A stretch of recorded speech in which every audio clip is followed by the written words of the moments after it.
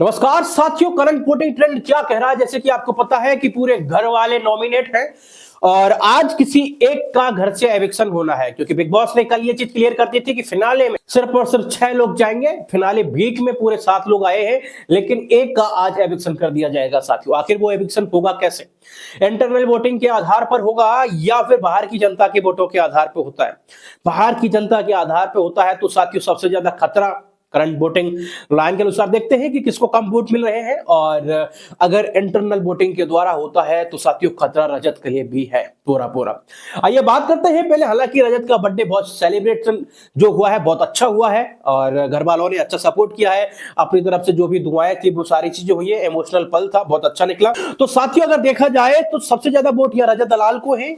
रजत दलाल पहले नंबर की स्थिति बनाए हुए हैं। सेकंड पोजीशन पर विवियन डी सेना है और विवियन डी सेना को बहुत अच्छा पसंद किया जा रहा है और उनके फैंस जो हैं अब जगे हुए हैं, पूरे अच्छी तरीके से रिवेंज मोड में दिख रहे हैं और कहीं ना कहीं करण पर भारी पड़ते हुए नजर आ रहे हैं डी सेना साहब। और तीसरी पोजीशन पर करणवीर मेहरा है साथियों।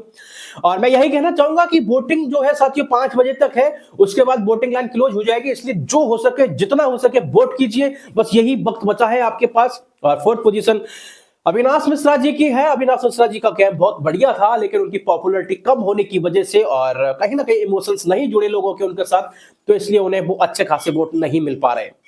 और 5वें पोजीशन पर है साथियों चुम दरंग। जिस तरीके से करणवीर मेहरा ने बोला था कि मैं सुपर कॉन्फिडेंट हूं कि चुम टॉप 5 में है, और बिल्कुल है साथियों, ये बिल्कुल नजर आ रहा है और चुम के फैंस के लिए बहुत बड़ी खबर की बात है। और मैं यही कहना चाहूंगा पहाड़ी लोगों, अभी भी वक्त है आपके पास और जितना हो सके उसे वोट कीजिए। हालांकि चुम सेफ है, फिनाले में जा रही है, उसे कोई नहीं रोक सकता है। फिर भी मैं ये कहूंगा अविनाश मिश्रा जी के टक्कर में है तो आप यहां जिता सकते हैं साथियों चुम को, और टॉप 4 की स्थिति में वो ला सकते हैं आप।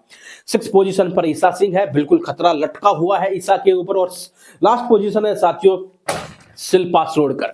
और देखा जाए अगर एविक्शन वोटिंग के आधार पर होता है तो यह शिल्पा और ईसा पर पूरा खतरा मंडरा रहा है, क्योंकि क्लोजिंग वोटिंग होगी साथियों, उस टाइम देखेंगे कि सबसे कम वोट किससे मिले। हालांकि चांस अभी लग रहा है कि शिल्पा को ही कम वोट मिल रहे हैं, और शिल्पा को अगर कम वोट मिल रहे हैं तो ये आखिरी सफर है शिल्पा जी का।